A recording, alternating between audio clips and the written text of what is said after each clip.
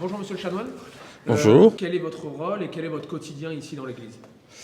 Mon rôle, c'est je suis vicaire dans la paroisse et donc je viens dire la messe régulièrement et aider les gens qui recourent à nous pour le sacrement de la confession ou la direction spirituelle, etc. Bref, le service normal des âmes. Comment s'est passé entre guillemets le déclic? Depuis quand faites-vous ça et comment s'est passé le cheminement vers la...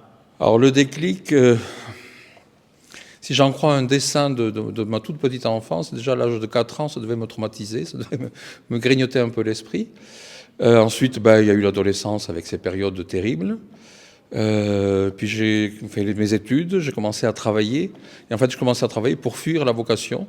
J'ai essayé de fuir le bon Dieu jusqu'au moment où il m'a rattrapé. Et là, c'est sans aucun regret que j'ai suivi. Est-ce que vous êtes rémunéré pour ce que vous faites? Alors, rémunéré n'est pas forcément le terme qui est le plus adapté. Mais il n'en reste pas moins que le diocèse nous verse on touche 600 € je crois par mois pour pouvoir 600 pour pouvoir vivre parce qu'il faut manger, dormir, etc. Et que voilà, on a fait la promesse de la pauvreté, on n'a pas fait la promesse de la misère. Et donc l'Église nous aide un peu. Grâce en fait, tous les ans, il y a ce qu'on appelle la quête du denier de l'Église, où le diocèse ensuite répartit entre tous les prêtres pour qu'ils puissent vivre. Parce qu'il faut manger, il faut s'habiller, enfin comme tout le monde. Quelle est la différence fondamentale entre l'église protestante et l'église catholique? Alors la chose est simple, toutes les deux sont chrétiennes. L'Église protestante s'est séparée de l'Église catholique pour des divergences disciplinaires au départ et théologiques par la suite. Nous avons été interrompus par la messe là. Mm-hmm. Donc j'aimerais savoir comment se déroule la messe. Oh, il y en aurait pour des heures à l'expliquer. On commence par les prières bas de l'autel, c'est-à-dire que le prêtre reconnaît son indignité, son incapacité à remplir pleinement le culte pour le bon Dieu, qui n'est pas n'importe qui, pour dire en résumé. Ensuite, il y a la partie des lectures où on rend gloire à Dieu par sa propre parole. Et ensuite, il y a le sacrifice eucharistique lui-même, c'est-à-dire la consécration du pain et du vin, qui sont les images sacramentelles du corps et du sang de notre Seigneur, qui est mort sur la croix. Il y a la communion et ensuite l'action de grâce. Comment se fait-ce qu'elle se déroule en latin? Alors c'est parce que ici, nous disons dans l'ancien rite, celui qui a été réformé en 69, parce qu'il nous semble plus profond, plus à même en fait de nous amener vers Dieu, puisque le latin est une des langues de l'Église, qui permet aussi l'universalité de l'Église, c'est-à-dire qu'une messe en latin dite en France, en Chine, en Amérique ou en Afrique, c'est la même messe, alors que si un Français va en Chine, il va entendre la nouvelle messe en chinois, et il va évidemment être un peu plus distrait, puisqu'il ne comprend pas du tout ce qui se dit. Donc ça permet à mon avis, une plus grande profondeur dans la prière et une plus grande union de tous autour d'un même rite. J'ai vu un reportage il y a 2 jours là, qui parlait de la conversion au christianisme par les musulmans ou par les juifs. Comment se convertit-on au christianisme? La conversion au christianisme est une affaire en fait du secret du bon Dieu. C'est d'abord le bon Dieu qui appelle et que chacun y répond ou non.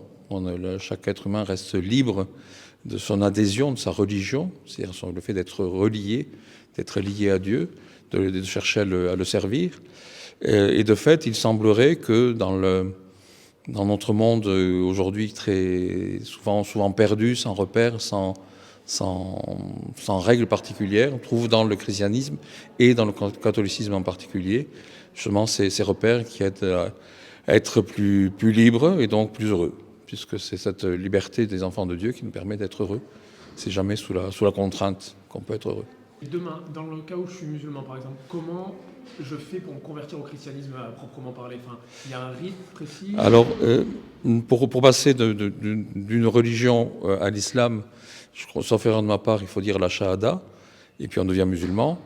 Dans l'Église catholique, on va d'abord exposer la foi catholique, c'est-à-dire qu'on va faire du catéchisme, grosso modo, pendant une certaine période, pour voir si oui ou non l'amour qu'on peut éprouver pour le bon Dieu correspond à ce qu'enseigne l'Église. Et c'est en connaissant l'intégralité ou une très grande partie de la foi qu'on accepte ou non de continuer ou de passer son chemin. Et après, il y aura le baptême. Okay. Et c'est par le baptême qu'on devient catholique. J'ai cru comprendre que vous reveniez d'une confession, là aussi. Oui. Comment se déroule une confession? Oh, très bien, les gens souffrent. C'est-à-dire que le but de la confession, en fait, la confession répond à plusieurs mouvements. Il y a d'abord le mouvement intérieur, le fait de regretter les choses mauvaises qu'on a pu penser, dire, faire, etc. Et ensuite, il y a le fait de la confession proprement dit, le fait de le dire à un prêtre qui est envoyé par Dieu pour recueillir ce témoignage, entre guillemets. Même si le prêtre n'est là que comme intermédiaire entre Dieu et l'homme, il n'est pas le réceptacle de la confession, il n'est que le tuyau, le canal. Voilà, on s'adresse à travers le prêtre, mon Dieu, et on reçoit le pardon ensuite de ses fautes, c'est-à-dire l'encouragement à ne plus recommencer. C'est le cas de la parabole de la pécheresse. Va et ne pêche plus, c'est ce que dit le prêtre. Et entre la confession et l'absolution, le prêtre peut aussi donner des conseils pour éviter telle faiblesse, telle faute, telle habitude, etc., pour pouvoir agir plus librement, puisque le péché, l'habitude du péché est une entrave à notre liberté. Donc la confession est surtout là, pour se débarrasser, si je puis dire, de la peine liée au péché, et pour essayer de progresser, de grandir dans l'amour du bon Dieu. Et donc, être plus libre. Pour réparer un péché, il doit y avoir un certain nombre de prières qui doivent être réalisées. Alors voilà, il y a, en fait, dans la confession, il y a la première étape qui est le regret intérieur, la deuxième étape qui est la confession elle-même du péché, et la troisième étape, ce qu'on appelle la réparation. Et la réparation, c'est pour des péchés qui sont, entre guillemets, immatériels, ça va être des prières à réciter. Par contre, il y a des réparations qui peuvent être plus matérielles. Si par exemple, on s'accuse d'avoir volé une voiture, la voiture, il faut la rendre. Elle n'est pas à nous. Si on ne peut pas rendre ce qui a été volé, alors évidemment, si c'est un bonbon, voilà, on peut offrir une pièce à un clochard, on peut donner dans une quête, etc. Si on ne peut pas non plus rendre le bien pour X raisons, il faut trouver un autre moyen de réparer, de manière à ce que si le péché consiste à blesser l'autre, eh bien, il nous faut réparer la blessure de manière plus matérielle. On dit que tous les psys vont voir un psy. Est-ce que c'est votre cas? Est-ce que vous allez vous-même vous confesser? Alors oui, nous on nous demande de nous confesser régulièrement. Pas forcément parce qu'on est plus pécheur que les autres, même si on est loin d'être tous, on est loin d'être parfait, c'est clair. Mais parce que c'est, comme je disais tout à l'heure, le but de la confession, c'est de retrouver la liberté des enfants de Dieu, de retrouver cette capacité de pouvoir aimer le bon Dieu, de pouvoir aimer le prochain, de pouvoir servir Dieu et le prochain. En fait, on enlève les entraves qui nous permettent de monter plus facilement vers la louange, vers l'amour du bon Dieu, tout simplement. Donc on a nous aussi besoin de se confesser pour nous-mêmes. Alors on ne va pas confesser les confessions qu'on nous a faites, parce qu'on n'est pas coupable des péchés des autres, mais de toute façon, comme il y a le secret sur la confession, tout ce qui nous a été dit au confessionnal est protégé de manière absolue, fût-ce jusqu'au martyre, jusqu'à la mort, est protégé de manière absolue par la confession. Donc on ne va pas raconter un tel m'a dit ça, etc. C'est purement et simplement interdit, et c'est sanctionné par l'Église, puisqu'on est excommunié si on vient révéler, de manière accidentelle ou volontaire, si on vient révéler ce qui a été dit en confession. Dans l'absolu, si quelqu'un demain vous confessez un meurtre, vous serez tenu au secret professionnel. Exact, au secret de la confession, oui. Et pénalement, la loi le comprend, ça, ou vous pourriez être... Alors, aujourd'hui, c'est très, très débattu, surtout après, c'est l'histoire avec la pédophilie et tutti quanti, qui sont des histoires très, très pénibles. Mais c'est pas parce qu'on est tenu au secret qu'on n'est pas tenu de dire au pénitent qui s'en accuse d'aller s'accuser lui-même de la faute. C'est-à-dire que nous, on ne peut rien faire une fois que la porte du confessionnal a été ouverte et la personne partie, on ne peut plus rien dire. Mais rien ne nous empêche, dans la partie, je dirais, médicinale, dont je parlais tout à l'heure, la partie où le prêtre m'a donné des conseils, d'expliquer aux meurtriers, pour le cas qui nous intéresse, que s'il veut vraiment retrouver sa liberté d'enfant de Dieu, eh bien, il faut qu'il aille s'accuser. S'il veut avoir les fruits du sacrement, c'est-à-dire retrouver la paix et la liberté intérieure, il faut qu'il aille assumer sa faute, assumer son péché, son meurtre, et donc aller s'accuser. Et accepter de la justice civile la peine qui est due. Vous me parlez de pédophilie, c'était un sujet que je comptais aborder. Mhm. Qu'avez-vous à me dire sur cela, avec ces histoires de pédophilie qui peuvent causer du tort à l'image et dégrader l'image de l'Église? Ah bah, la première chose, on va faire exploser la chose, si je puis dire. C'est-à-dire qu'aujourd'hui, il y a des pédophiles que dans l'Église catholique. Non. Il y en a trop, c'est certain. Si on regarde des études de manière plus proche, c'est pas l'Église catholique qui l'a principalement concerné, mais enfin, ça n'excuse en rien les choses. Et comme l'a expliqué le pape Benoît XVI, au début où toutes ces affaires-là sont ressorties, c'est que si des hommes d'Église sont tombés malheureusement dans ces fautes-là, c'est parce qu'on n'a pas su garder la discipline de l'Église. Parce que si un prêtre qui peut avoir des faiblesses, des moments, etc., parce que la chasteté n'est pas un exercice qui est toujours facile, si un prêtre sent des faiblesses de ce côté-là, ben, il va s'en confesser, il va en parler à son directeur spirituel, il va aller voir son évêque aussi en lui disant ben, il faut que vous me mettiez dans un endroit où il n'y a pas d'enfants, etc. Enfin, il y a tout un tas de moyens, il y avait tout un tas de moyens de prévenir les choses pour éviter de chuter et d'abîmer les enfants. Parce que le drame, il y a le péché personnel du prêtre, mais surtout les enfants victimes qui sont, elles, marquées à vie. Et ça, c'est pas du tout admissible. Concernant la chasteté, dans votre cas à vous, quel est votre rapport à la sexualité Ah ben c'est simple, prenons de manière plus large, en dehors du mariage, pas de sexualité.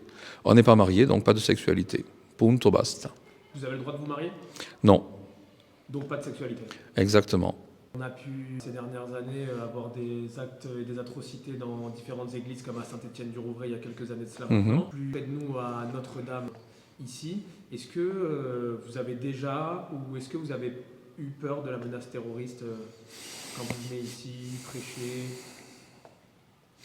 Peur au sens strict, non. Avoir des appréhensions en se disant, là, bon, peut-être. Mais après, bon, si ça doit arriver, c'est que c'est aussi je ne voudrais pas être fataliste, mais enfin, c'est que le bon Dieu le permet, et donc c'est notre tour, si je puis dire. Après, c'est toujours pareil, il vaut mieux avoir peur de ce que nous, on peut faire comme bêtise que ce que les autres peuvent faire, et que le bon Dieu, de toute façon, récompensera tout, hein, que ce soit en bien ou en mal, et que bah, si on est martyr, on est martyr. Tant pis pour nous, ou tant mieux pour nous, puisque on aura les grandes portes ouvertes là-haut pour rentrer au paradis. Donc, même s'il ne faut pas le rechercher, évidemment. Mais si ça doit arriver, ben, ça arrivera. Sinon, on ne fait plus rien, on reste enfermé chez soi. Mais ça s'appelle être ermite et ce n'est pas ma vocation. On a le sentiment que le christianisme s'essouffle. Est-ce que vous avez des éléments de réponse sur le fait qu'aujourd'hui, dans les médias, voilà, on entend beaucoup plus parler d'islam, de judaïsme, de Kippour, de Ramadan, que de Carême, de Pâques et du christianisme? On a l'impression que les chrétiens ne revendiquent plus leur foi. Alors, je ne sais pas si les chrétiens les revendiquent plus, c'est qu'il y a d'abord une chose, c'est que la société française est essentiellement chrétienne. C'est je veux dire, on est dans un bain, c'est des choses ordinaires. C'est la même chose que les trains qui arrivent à l'heure, c'est quelque chose qui est normal. Quand il n'arrive pas à l'heure, on va se plaindre, etc. Et on va dire que c'est pas normal. Donc le christianisme, ce côté-là, ce côté discret où il fait partie je dirais du substrat, du fond des choses. Ensuite, que les médias en parlent moins, c'est que c'est un peu, ils en parlent quand il s'agit de pédophilie. Pour salir l'Église, ils n'en parlent pas parce que ce qui les intéresse le plus, c'est de parler du reste. Et donc, de fait, les chrétiens sont plus discrets. Est-ce qu'il y a moins de chrétiens, etc. Oui, la pratique a baissé, oui. Le christianisme est en quelque sorte en perte de vitesse, du moins en apparence, puisque ça fait 12 ans maintenant que je suis à Nice. On n'a jamais eu autant de jeunes qui sont venus nous voir pour soit reprendre une vie chrétienne qu'ils avaient pour X raisons plus ou moins abandonnées, ou qui veulent se convertir et prendre pour moi, le bon chemin. Voilà, mais c'est toujours très discret, c'est toujours la même chose, c'est que ce qui est dit dans la Sainte Écriture, Dieu n'est pas dans la tempête, il est dans la brise légère, il est dans les choses discrètes. Et que tout ça, de toute façon, c'est le secret des âmes, et donc ça n'apparaît pas, et surtout dans les médias. Un mot de la fin peut-être? Vive Dieu.